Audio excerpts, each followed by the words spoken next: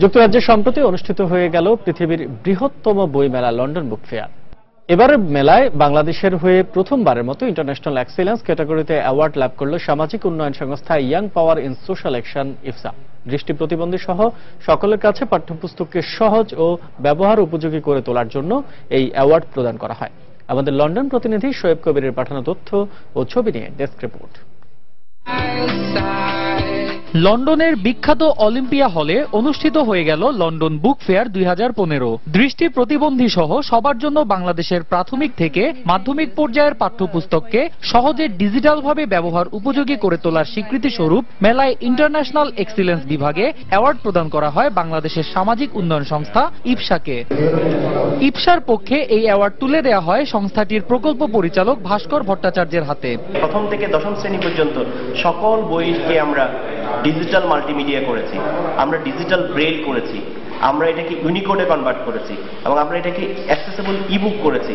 এটা হচ্ছে যে গভর্নমেন্টের সাথে আমরা কাজ করেছি।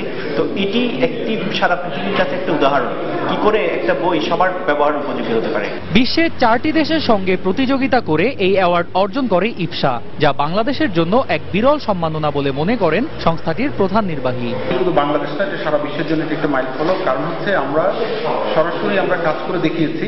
প্রথম আমরা ইংরেজি ভাষায় কাজ করেছি, এরপর আমরা বাংলা ভাষায়। তার মানে হচ্ছে বিশ্বের যে কোনো ভাষায় যত ধরনের প্রকাশিত বই আছে এগুলোকে অ্যাক্সেসিবল ফরম্যাটে, অর্থাৎ যারা দৃষ্টি প্রতিবন্ধী তারা যাতে পড়তে পারে সেটা সম্ভব।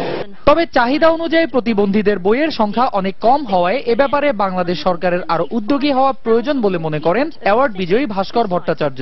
যে পরিমাণ পর্যাপ্ত বই থাকার কথা সে পরিমাণ পর্যাপ্ত বই আমাদের এখনো আমরা পাচ্ছি না। আমরা মনে করছি আরো বেশি উদ্যোগী হয়ে সরকার এই বইগুলোকে করবেন এবং এই জন্য উদ্যোগ নেবেন।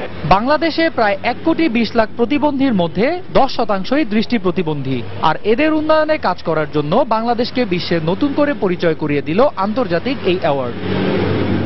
সময় সংবাদ, লন্ডন, যুক্তরাজ্য।